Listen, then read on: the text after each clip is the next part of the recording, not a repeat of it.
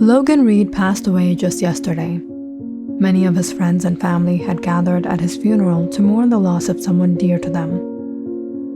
Logan was a smart, fun-loving, happy-go-lucky man. He was all about making life worthwhile, but he had an untimely demise. He was found lifeless in his room. Doctors concluded the cause of his demise was due to a toxic reaction, but what they all found strange was that there wasn't any sign of injury or harm to his body. Alyssa Mitchell and her boyfriend, Mason Wright, arrived at the funeral. Logan was a close mutual friend of theirs, more so Mason's friend. As soon as Alyssa caught sight of another one of their friends, James Allen, by the coffin, she turned to her boyfriend and shrugged. Why does he have to be here? He's probably here for the same reason we're here. Logan's demise. It was so strange. The couple walked down the aisle wanting to see a glimpse of their late friend. When James saw them, he turned to search for a seat elsewhere. But Mason quickly stepped forward to greet him. "What's up, ma'am?" "Nothing much," James said. He passed a glance at Alyssa and sighed. "But looks like you're doing well." Alyssa quickly scoffed. "What are you doing here?" "Maybe you've forgotten, but Logan was my friend. He saved my life." Alyssa folded her arms in irritation as Mason tried to stay composed between the two. "It's a difficult time. He was a friend to all of us." They all stood there in silence, staring at Logan, laying pale and lifeless in the coffin, remembering the moments they had spent with him. When suddenly, Alyssa noticed something moving on Logan's suit. "What is that?" Hearing her scream, everyone rushed forward to see the matter. Logan's cadaver lay there motionless as a long and thin snake slithered out from his torso.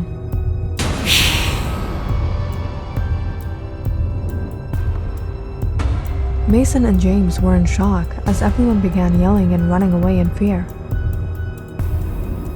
They immediately called an ambulance and had Logan's cadaver taken to the hospital for further examination. We've taken a look at the cadaver and of the snake. It had actually pierced its way out of Logan's stomach. When we examined him the first time after his demise, we found that he had suffered a toxic reaction, as if from some kind of venom. But we weren't able to conclude how that was possible because we couldn't find any injuries or any sign of bodily harm on him. What we didn't grasp was that this long, thin snake had somehow made its way into his gut, leading to the reaction. According to police records, Mr. Reed had recently gone to a swamp area in Bologna wetlands. The snake had most likely entered into his body from there, perhaps when he might have gotten into the water. The funeral ended rather negatively. Everyone who had come had left with traumatizing memories, wondering what Logan must have gone through before his demise. After hours spent at the hospital, Mason dropped Alyssa to her apartment. "Do you think this has to do with what happened?" "Don't be superstitious, Alyssa. You heard what the doctor said. Logan has always been reckless. Logan saved our lives that day, Mason. You have to stop thinking about that day. It's making you paranoid. Let's just leave it behind and move on. Besides, I have to take a flight to Florida early tomorrow morning. I'll be there for 3 days. Take care, okay?" Mason bid farewell to his girlfriend and drove back home to finish packing up. He was booked to check out a property in Montura, Florida. He was planning on opening another branch of his factory there, and this property was a great choice. Being located near the southern wetlands, Mason planned to use the swamp for waste disposal. After a few hours of rest, Mason boarded his flight that dawn and arrived at the site later that morning. The property was massive, so it would take a few days to inspect the entirety of it. So Mason had asked his manager to make camping arrangements on the property. All business affairs went well. And that evening, Mason and his men started a bonfire and had their dinner on the property. Mason was exhausted by the time he reached his tent. He laid down, thinking of the next day's plans. Sleeping amidst the nature felt relaxing. The change really helped overcome everything that had happened in the past month. The crickets were chirping, The winds were howling, and the coal was still crackling outside right after the fire was put out. And soon enough, Mason fell sound asleep. But sometime in the middle of the night, he woke up disturbed by a strange noise, something he had heard before. Drowsy in his sleep, Mason rubbed his eyes and sat up. But when his vision cleared, he was horrified by what he saw.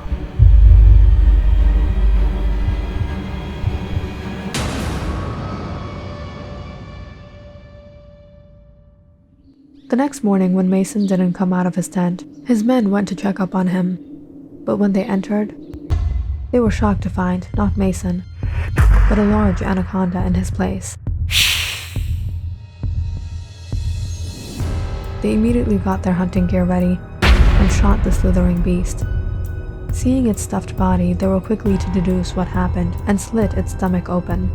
But it was far too late, and out tumbled the molten cadaver of Mason Wright.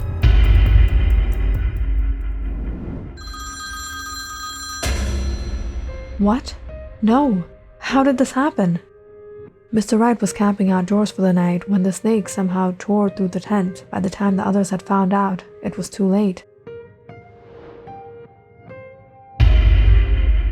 When Alyssa got news of Mason's demise, she was horrified. She dropped her phone and immediately locked all her doors and windows and sat on her bed afraid for her life. Since that day, 2 out of the 4 had died, both under these horrid, suspicious circumstances. How long before she too would fall victim to the ill fate? She had already been feeling so strange. There was an unusual feeling in her body. She felt so hungry, yet she hadn't been able to eat in weeks now. There was a strange tingling feeling on her tongue, and a sudden sickening feeling under her skin. Every night she felt so uncomfortable laying down on her bed, almost as if she felt her skin tighten. Some nights it would become so suffocating she would claw at her own skin with her nails. Her hair was now down to half, but it wasn't just the hair on her head, but all her hair, from her face, her body, was suddenly falling off. At first, Alyssa thought she was just being paranoid. After what happened that day, and after what she saw at the funeral, her body was developing a reflux and disliking to everything. But this wasn't natural. She kept herself locked in her apartment for the next few days, but it didn't help with the paranoia. Her condition became more severe, and when she began noticing things to the corner of her eyes, she couldn't take it anymore. Logan and Mason's death couldn't be a coincidence. There had to be something more. Something was after her, and perhaps James too, the only other person with them that day. Alyssa had to take her chances and meet him. She wore her hoodie, put on her dark sunglasses, grabbed her bag, and drove out to his place. But the minute James opened the door to her, he was awfully rude. "Why are you here?" "Let me in. We have to talk," Alyssa said, barging her way in. "You can't just walk in here. I don't have the time for this. I have to be somewhere." "Have you heard what happened to Mason?" "What?" "He's no more." "How? How did this happen?" "He was swallowed alive by an anaconda on his trip to Louisiana." "What?" James was shocked. How could this have possibly happened? "You have to help me. Don't you understand what is happening? First it was Logan, and then Mason, and we're going to be next. You know what we did." It was about a month ago. The 3 friends, James, Mason, and Logan, were hanging out at a bar by the shore, where they often met, catching up on the game and having a few drinks. "James, my man, it's like you don't have time for anything anymore, especially since you started seeing Alyssa." "It's not like that. Unlike you, I don't have father's wealth. I gotta work for my living." "Whatever it is, man, you have to make some time this weekend." "Why?" "Logan and I were going fishing on my boat. You have to join." "Sorry guys, I promised Alyssa I would spend time with her this weekend." "That's even better. Why don't you bring her along? We're going this Saturday night. It's a full moon. The Pacific Ocean is stunning under the full moon." "Yeah man, it'll be fun." James was digging the idea as well. So he asked Alyssa to join him and the guys, and luckily she agreed to go. And on the next Saturday evening at 7 p.m., the four friends met at the dock at Long Beach. Hey Logan, what's up? Hi Mason. Ahoy matey, welcome to the crew. Hello Alyssa, I supposed you wouldn't come today.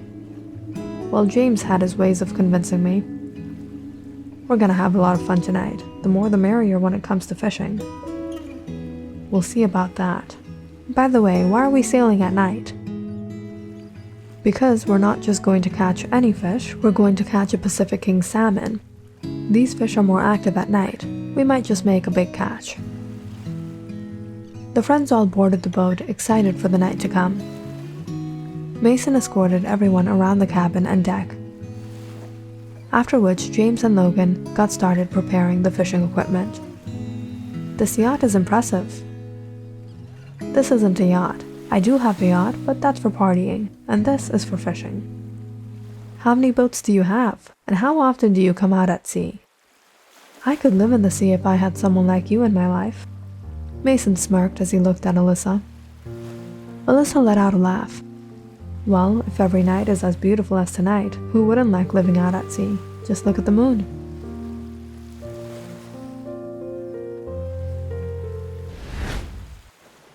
James could overhear Mason and Alyssa laughing on the deck, and he didn't quite like what he was hearing. Noticing his friend intensely watching them, Logan peered a glance himself. I thought we were here to fish. I think he has a different kind of fish on his mind. No, I think he's just joking. You know how he is.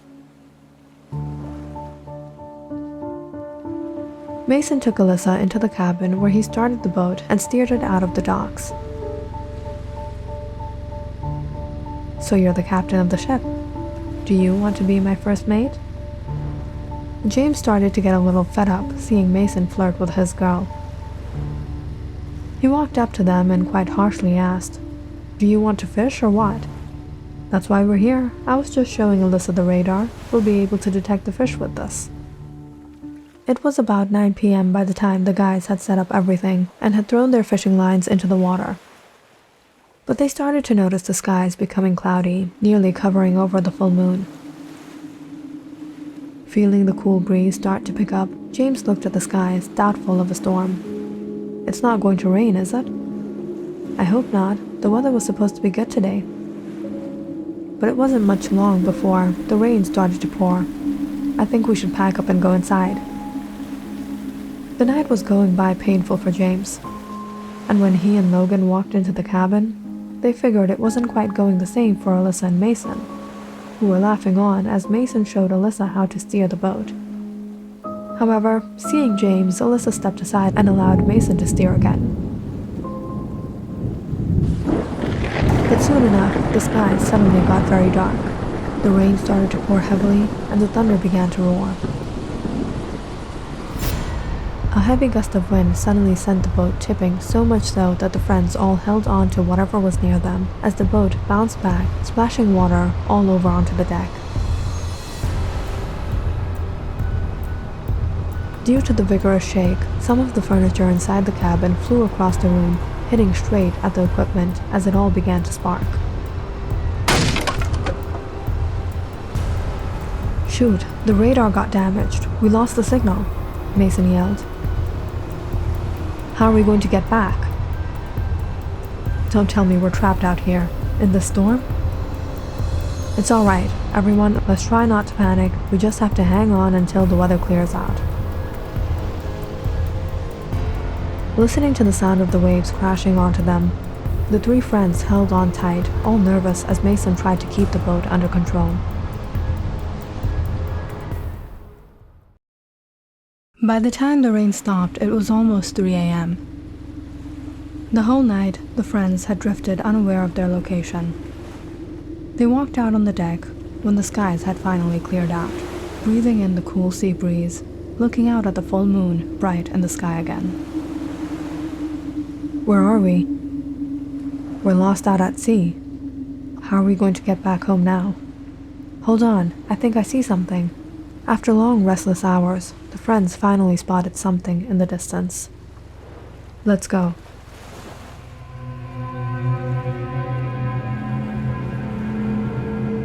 Click on the subscribe button and check out more awesome videos on our channel. And don't forget to press the bell icon because you know it's interesting.